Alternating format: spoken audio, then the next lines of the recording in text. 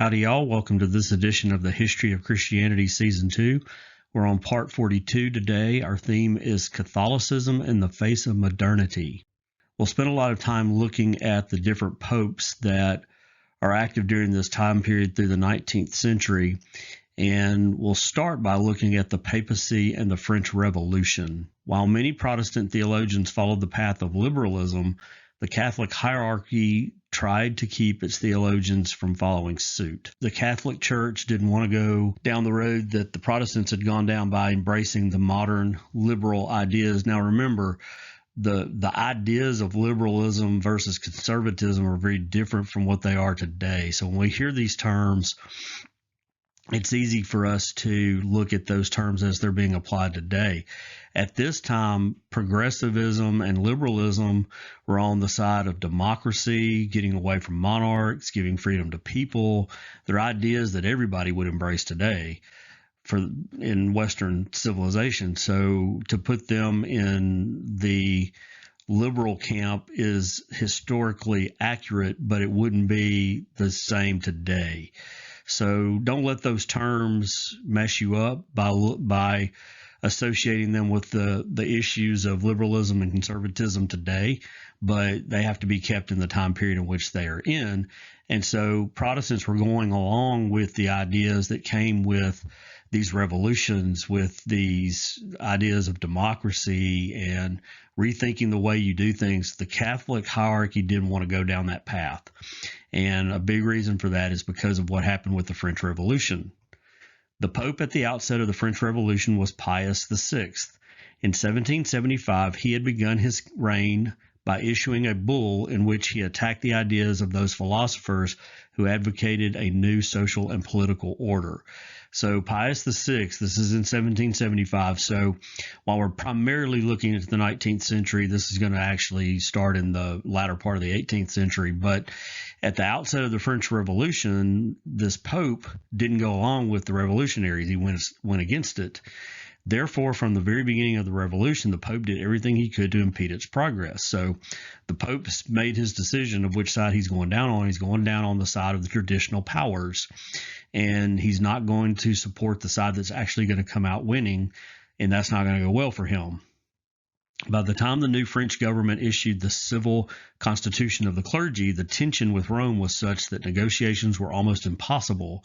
So there's not going to be a very good relationship between the French revolutionaries and the popes. In retaliation against the Pope, the French Republican government sought to weaken the papacy.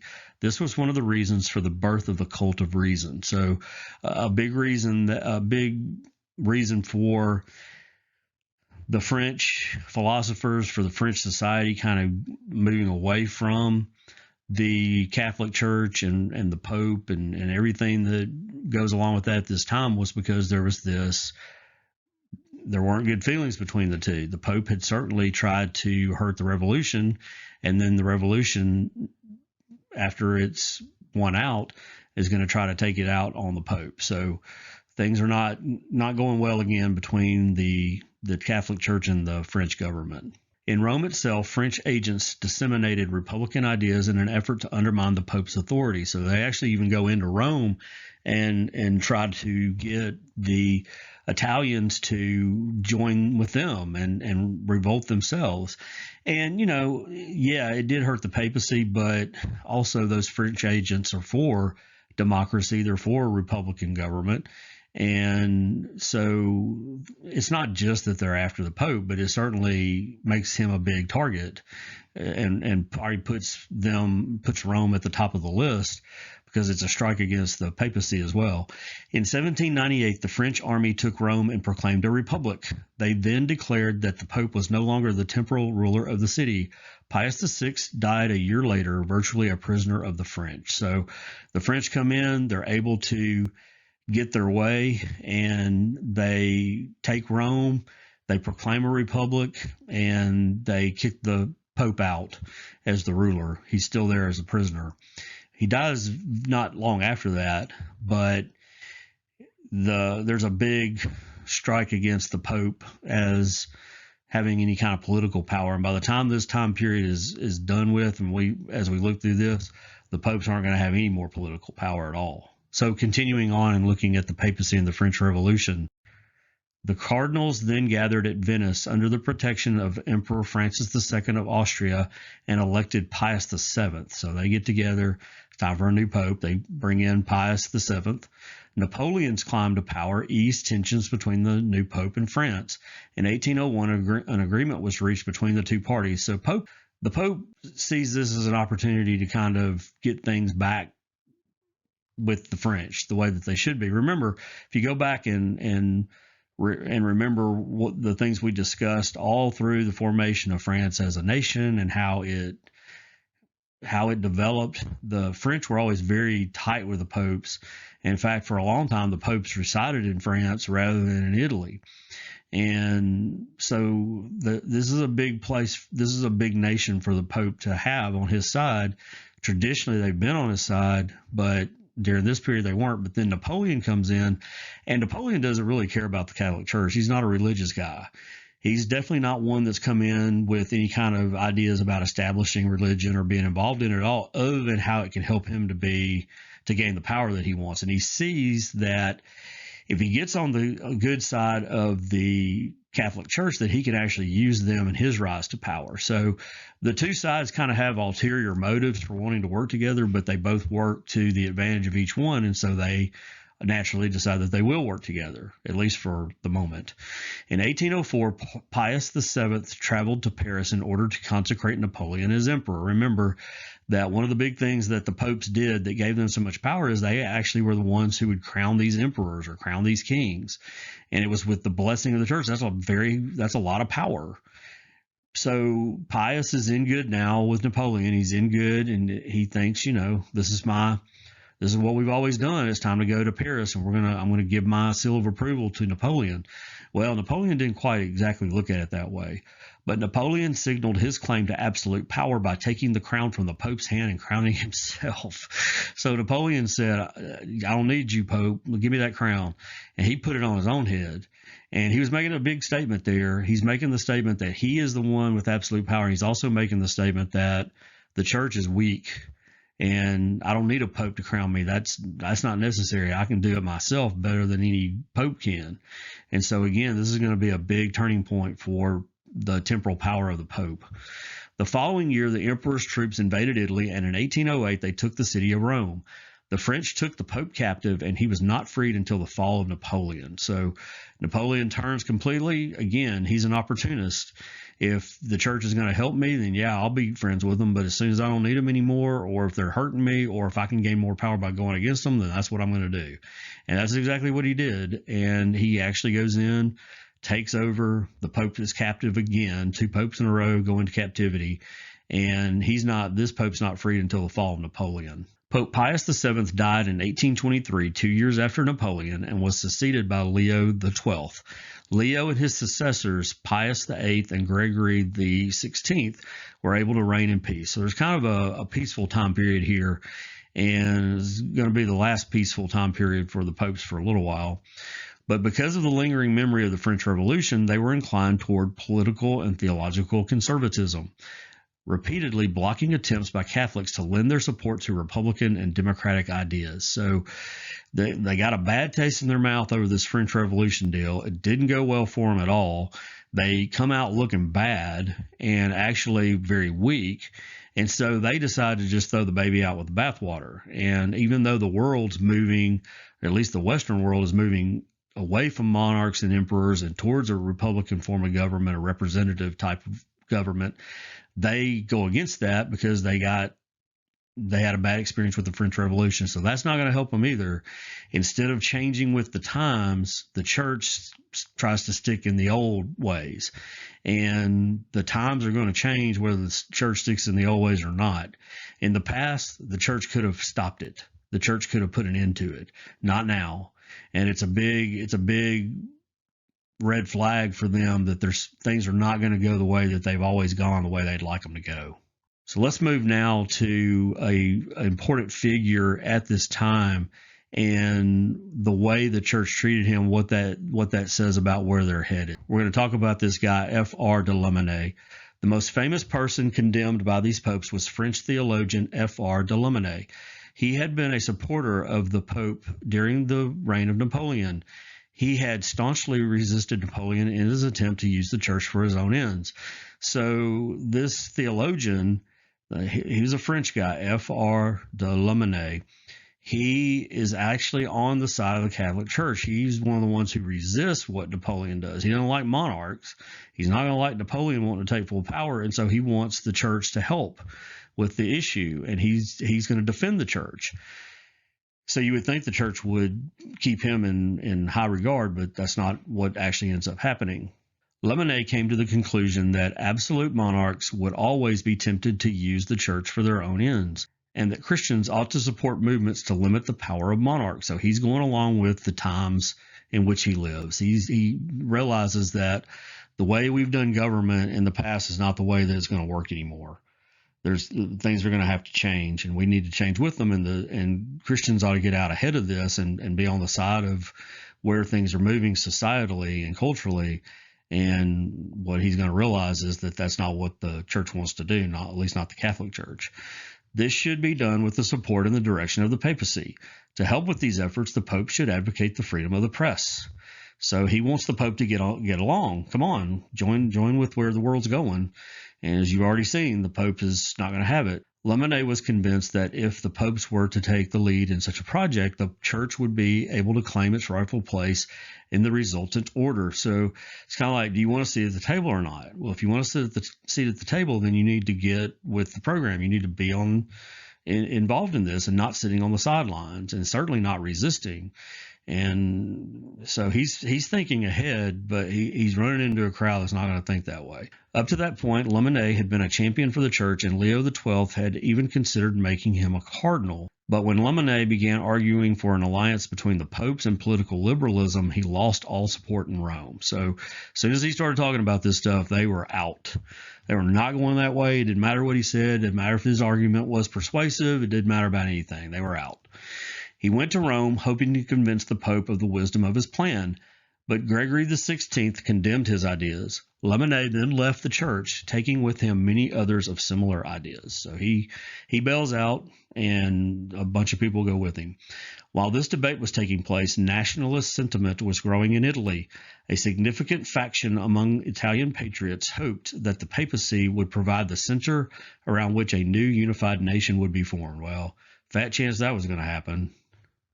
But the papal fear of anything associated with sedition and the Pope's willingness to please the very monarchs keeping Italy divided soon lost the Pope's any support among Italian nationalists. So the Catholic Church, because of the Pope and his feelings about this, they're going to stick with the old system. They're going to support the monarchs.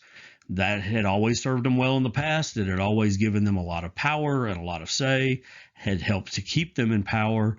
And as so many people in leadership are, when you get to a certain point, you don't want to take chances anymore. You want to keep things the way they are. And if you start to see that you're losing some ground, it's easy to become defensive and try to hold on what you have rather than try something new in an effort to stay relevant. It happens to everybody to an extent. That's why people that don't operate that way do so well. Because it's just not natural. It's not the natural human inclination to take the big jump when you have a lot to lose. The natural human inclination is if you got a lot to lose and you find yourself losing some of it, you want to try to cling to as much of it as you have. And a lot of times the form that takes is keeping with what worked in the past, sticking with that. And, there's a lot more to be said about that, but that's definitely the way that the Catholic Church chose to go. That brings us to Pius IX. The longest pontificate in history, that of Pius IX, and it went from 1846 to 1878, so over 30 years, that's a long time, was a paradoxical time for the papacy. The greatest of these paradoxes was that at the same time that the popes were declared infallible by the church and for the church, they lost their temporal power. So while the Pope was going to ascend to the highest level of power he could be in the Catholic Church, at the same time, he completely lost all of his political power, all of it. And so this is going to be a huge shift to what power the Pope has and what it's going to take in the Catholic Church. But then the complete loss of power that's going to happen in the political world. The Revolution of 1848 helped bring about the Republic of Rome in 1849. The Pope was expelled from the city and unable to return until the French intervened in his favor. So interestingly enough, the French, who had been against him, tried to help him this time, but he gets kicked out of Rome by the Republic because people forming the government realized the Pope was actively working against them. So if your enemy wins, you're in trouble, and he was in trouble. Following his return, Pius IX tried to rule as an absolute monarch. Eventually, on September 20th, 1870, the new Kingdom of Italy took the Papal States. So this territory that the popes had held in Rome and the surrounding area, they would, throughout history, you read about this, invading armies would come in, they'd lose it. Somebody else would intervene, they'd get it back. They'd hold on to it for a long time. Then something would happen, they'd lose it again, or they'd get kidnapped or whatever, taken prisoner. They'd always get it back. So Pius IX, while I'm sure probably was not happy about what happened, is thinking, well, this is just a temporary setback. And you can understand why he would think that way, because that's the way it always had been. The sovereignty of the popes was now limited to a few palaces that Italy allowed them to keep, including the Vatican. So they were able to keep these possessions, these palaces, but outside of that, they didn't have any political power. They didn't have any power, period. Therefore, the pontificate of Pius IX marked the end of the political power of the popes, which had reached its apex in the 13th century under Innocent III. So this is it. There's no more political power for the popes. They don't hold, they don't rule, they've got nothing left. Now, do they have influence politically? Yes. They maintain influence, but as far as actual power, that has come to a complete end. Now, did Pius IX think that it had come to the end? Well, we'll find that out in just a second as we continue looking at Pius IX. While losing his political power, Pius IX was determined to reaffirm his religious power. Thus, in 1854, he proclaimed the dogma of the Immaculate Conception of Mary. According to that dogma, Mary herself was kept pure from all taint of sin, including original sin. So she was conceived the same way Jesus was. She didn't have an earthly father. There wasn't a normal sexual relationship that led to her birth, because she had been elected by God to be the mother of the Son of God. Then she couldn't have original sin either. This was the Catholic dogma that came about at this period of time in 1854. This had never existed before. Then nobody ever thought this about Mary, but all of a sudden they do. In proclaiming this dogma as the doctrine of the church, Pius IX became the first pope to define a dogma on his own without the support of a council. So the big turning point here is now the pope is able to establish dogma that nobody questions, to the point that there doesn't even need to be any agreement. He just says this is the way it is, and it was accepted. Since the bull did not meet much opposition, it did have some. There was some opposition, but not a lot. The stage was set for the promulgation of papal infallibility. So as the Pope loses temporal power, he gains religious power in the Catholic Church. In 1864, he issued a syllabus of errors that listed 80 propositions that Catholics must reject. Some of the errors listed there show the mood of the papacy in the 19th century. I want to read a few of these to you, just so you'll get an idea of exactly what this is talking about. These are things, now remember, this can get confusing. These are things that the Pope is saying it's an error if you agree with these. So it's not these are not statements he's saying are true. He's actually saying if you in the Catholic Church agree with these statements, then you're in error. This is wrong. So listen to some of these. The 15th one is that each person is free to adopt and follow that religion which, guided by the light of reason, he shall consider true. So the idea of religious liberty, the Pope says that's error. 24, that the church has no authority to make use of force, nor does it have temporal power. So he's actually trying to, disagree with reality in that sense, that the church should have political power. It's not going to have it anymore. 38, that the arbitrary behavior of the popes contributed to the break between the Eastern and Western churches. So that the Pope had anything to do with the schism between East and West church. Again, historical and reality says that's not the case, but he doesn't agree with that. That the entire management of the schools in which youth are educated in a Christian state, with the sole and partial exception of seminaries, can and should be in the hands of the civil power, in such a manner that no other authority be allowed to intervene in the management of schools, the direction of studies, the granting of degrees, or the selection and certification of teachers. So this is basically striking out against the idea of public school system that's operated by the state. 47, that the good order of civil society requires that public schools open to children of all classes and in general all public institutions devoted to the teaching of literature and science and to the education of youth be free of all authority on the part of the church, of all its moderating influence, and be subject only to civil and political authority, so that they may behave according to the opinions of civil magistrates and to the common opinion of the time. So again, that's against the public school system for established and operated by the state. 55, that the church ought to be separate from the state and the state from the church. So the idea of separation of church and state is against that. 77, that in our time it is no longer convenient that the Catholic religion be the only religion of the state or that every other religion be excluded. So again, religious liberty. 78, that it is therefore praiseworthy that in some Catholic countries the law allows immigrants to practice publicly their own forms of worship, more religious liberty issues. 79, that it is false that if all religions are granted civil freedom and all are allowed to express publicly their opinions and ideas, no matter what they may be, this will facilitate moral and mental corruption and will spread the plague of indifferentism. And then finally, 80, that the Roman pontiff can and should be reconciled with and agree to progress, liberalism, and modern civilization. So what we get from that is that during the last decade of the 19th century, the papacy was openly opposed to such innovations as the separation of church and state, freedom of worship, freedom of the press, and public schools under state supervision. Now, in one sense, I'll give the Pope this. He realized and recognized that if whoever had control of the educating of young people was going to have control of the generations to come, what they would believe and how they would act, and he wanted the church to have some say in that. But again, we know that he lost that fight.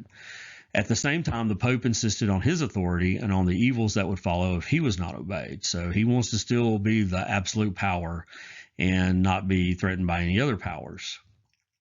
All this reached its high point in the First Vatican Council, still under the direction of Pius IX, which promulgated the dogma of papal infallibility. So let's look at this idea of papal infallibility.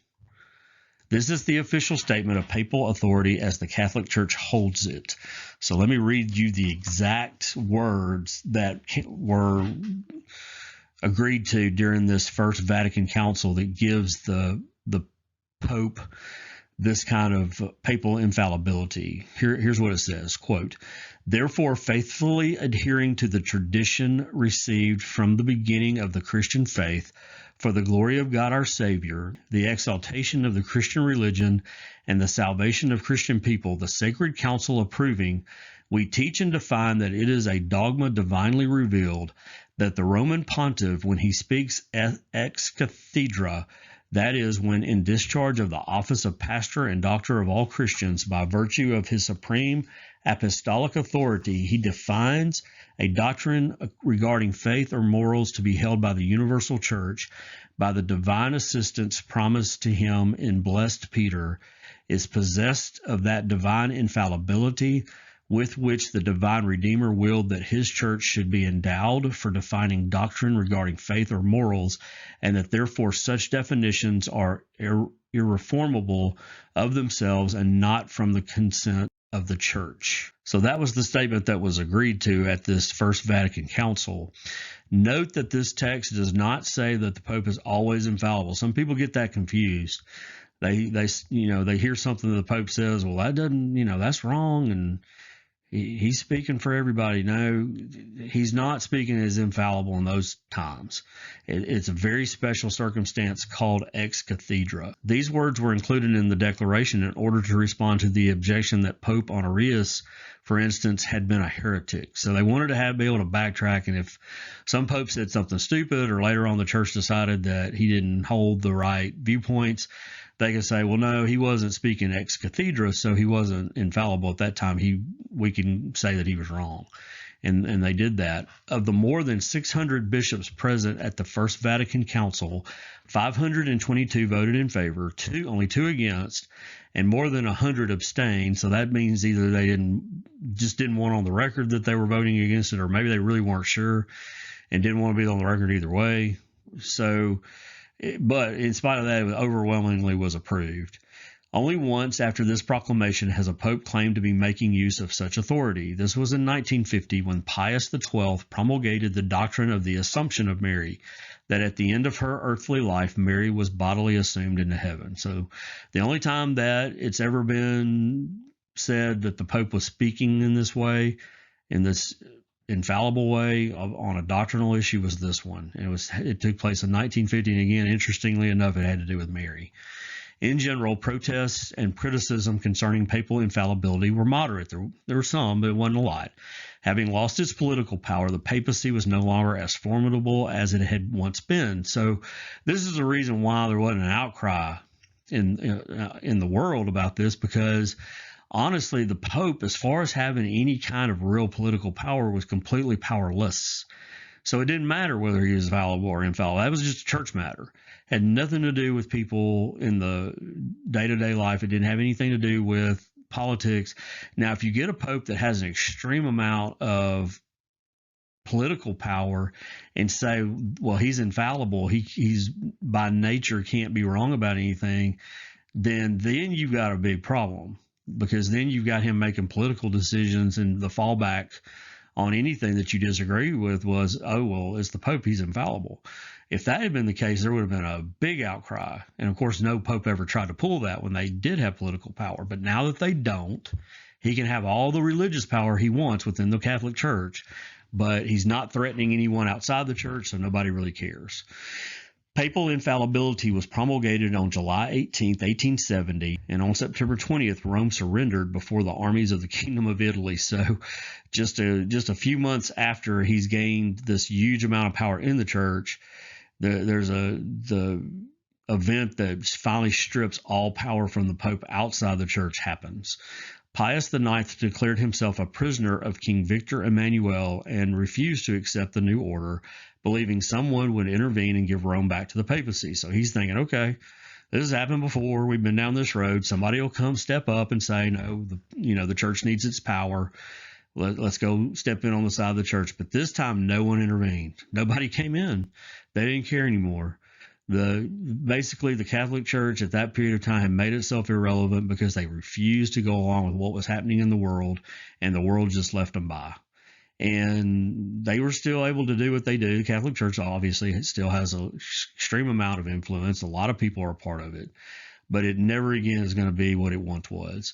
And, it probably wouldn't have been able to maintain that anyway, but it certainly didn't help its own cause. Finally, in 1929, Pope Pius XI accepted what had been a fact for more than half a century, that political power was over.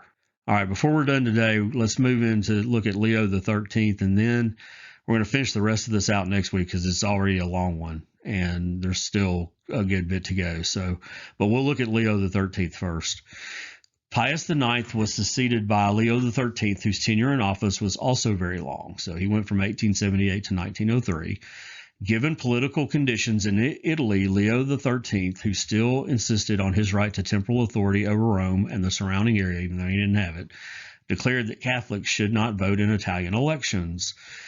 That prohibition, lasting until well into the 20th century, would in effect deny Catholics the opportunity to participate in the formative years of the Italian nation. This is interesting. I don't have a lot of time to talk about this, but I think it needs to be mentioned. The idea of Christians voting in elections. We, as Americans, I think it's been a tradition that we have very much strongly, even in churches, encouraged people to vote. But there's been lately a little bit of a problem with that, and it's I think it really came out during the last election. This was between the current President Trump at the time against the Democratic nominee, Joe Biden. And there were people on both sides religiously who said, you can't vote for that person because they are so vulgar. they are just horrible morally, and how could a Christian vote for them? And this was going on both sides. So I'm not singling one side out of the other. There were those Christian leaders that were saying Trump is despicable, he's horrible, don't vote for him. There were Christian leaders on the other side saying the same thing about Biden. And here's where the problem comes in. Really, the two sides they weren't making religious arguments, they were making political preference arguments. Because the truth is, both people are despicable. If you said one thing about one of them, as far as people having accusations against or whatever it is, then you can apply the exact same thing for the other one. So for a religious person to try to make some kind of moral argument about who you should vote for, if you want to take that seriously, the only real choice you would have is just to not vote. But if you do that, then all of a sudden you've taken yourself out of the equation when it comes to politics. Now, I would prefer and would hope and pray for a candidate on whatever side of the aisle it would be that would be an outstanding moral person of character and a Christian. But, think about how many elections do you have to go back to where either one side or the other had somebody that was really that high character, really that, not just made themselves look that way, but really when you got right down to it, you got back into who they were and the way they lived their lives, they really did live what they believed. I would say you'd have to go way back. I don't think it's even been in my lifetime, honestly. I mean, maybe when I was younger, maybe. I wasn't voting then, though. I've never had that choice. I've never had a choice of being able to go to a poll and say, well, this person lives what they are a Christian the way I would consider that they should walk their life without any kind of baggage. So should those arguments be made by religious leaders? I don't think they should be, because they're not really genuine arguments. They're really just, this is my political preference. I think you should vote for this person because I like their politics. It's not really anything to do with morals. Now, some of the policies could be, but that doesn't get to the moral character of that person. That has to do with policies that are, to me, very important and do have to do with my worldview based on my understanding of Scripture and walk with the Lord. So those things are relevant, and I think they certainly should be factors. But to actually look at the character of these candidates, let me just clue you in. We're going to have another election coming up pretty soon, congressional elections all over this country. And in just a few years, we're going to have another presidential election. And more than likely, you're going to have to vote for somebody who is morally the scum of the earth if you want to vote. So, I don't agree with doing what these popes said by just taking yourself out of the equation because you don't like the policy, or you don't like, in this instance, because they were losing power. So just don't vote at all. I disagree with that. Don't put me in a position where you tell me this person's disgusting and how can any Christian vote for them, and then me go look at the other option I have and find out they're just as disgusting, and then I can't vote for anybody. Don't say that. Christian people should be taken to task, some of the leaders around our country, for the things that they are saying about these political candidates, because they are not moral, outstanding people. They're very, very flawed. And, it's shameful. It's just it's kind of a pretty good indication of where we are as a country as far as our favor with God, our relationship with Him. And I don't mean that as like we need to be a theocracy, but I'm just saying the people in general, the way our current culture is as far as relationship with God, that the leaders we have are these kind of sorry people. That pretty much tells you where we're at. So anyway, just wanted to throw that in there because I do think it's relevant that the Catholic people in Italy actually, because of their leadership, took themselves out of the equation politically that they probably needed to be in during the formative years of the country. They didn't even have a voice because they took themselves out of the process. I think, again, let me just summarize. I think as Christians, we need to be in the process and understand we're going to be voting for some people that have some big time character flaws. But, of those two people, which do you think would be best to be in charge is the question. Getting into whether or not they're despicable or not is not helping anything, because they all are. So, and they're all sorry. You can scrape stuff off the bottom of your shoe that has more moral character than most of the politicians we've got. But anyway, let's move on. But Leo was able to reach agreements with Bismarck in Germany and the Third Republic in France by yielding in key areas. So while he wouldn't yield with his own people in Italy by telling them not to vote and to stay out of the elections, he did compromise with these other leaders because he needed their help. And it just shows you again the hypocrisy of leadership. We've seen it all through the years. And as we've done this study, and it just continues to happen. In 1892, he even advised the French clergy to abandon their opposition to the Republic, even though a few years earlier he had declared democracy incompatible with the authority of the church. So again, not really sticking to his guns. What he's put on the backs of his own people, he's not carrying that over to others because he wants to have a voice in France. Thus, Leo XIII, while acknowledging the need to take into account the new realities and attitudes of modern times, understood papal authority in terms very similar to those of Pius IX. This may be seen in the most important document of Leo's pontificate, his bull Rerum Novarum, issued on May 15, 1891. The subject of the bull was the proper relations between laborers and their employers. So to finish out today, let's look at this.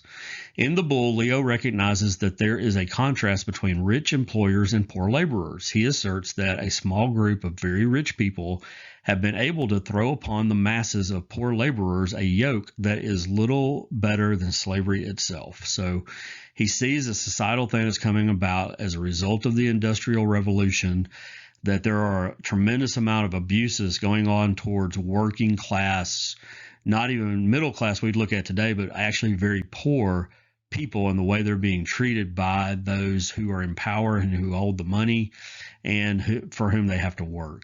So he sees that as a problem. He asserts that the defense of the poor should receive special attention because the rich have many ways to protect themselves while the poor can only rely on the protection of the state.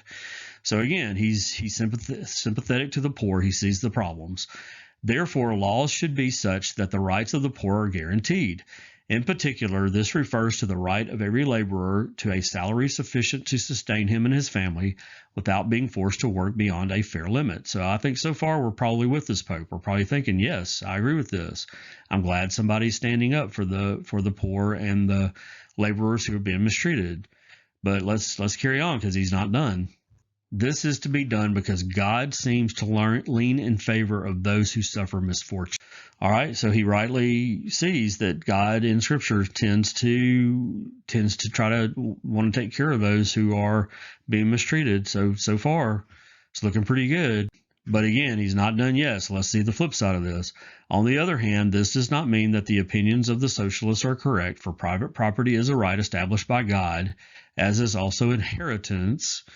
Okay, you read that one and you get a little bit, I'm not crazy about socialists, so that's okay, but does God really establish private property and inheritance?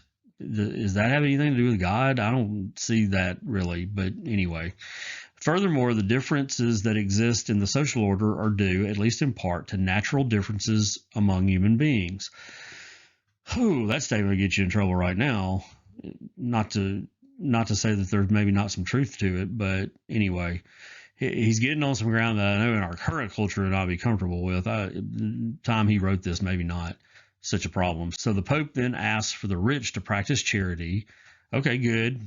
Rich need to practice charity. And then he has some stuff the poor need to do. He asks that for the poor not to hate the rich. They need to remember that poverty is an honorable state. It's easy to say if you ain't poor. And that the practice of virtue leads to material prosperity. That right there, I don't even agree with at all. So, and he's throwing way more on the poor than he is the rich. He's telling the rich, practice charity. Great. But then the poor, don't be mad at the rich if they mistreat you. Again, is that right? Technically, yeah. Is that easy to do? No. Remember that poverty is an honorable state. Again, maybe so. But the Pope that's living in the palace, that's easy for him to say to the poor man living out on the streets or barely scraping by. And that the practice of virtue leads to material prosperity, that just flat out, I don't think that's even true. I know a lot of virtuous people that didn't have material prosperity. You read about them all through the Bible. Anyway, Let's move on from that. So now he starts to kind of get muddied a little bit. He then calls on all Christians to defend the poor and urges formation of labor unions to defend the rights of the laborers. Okay, he goes back to the want to help them out.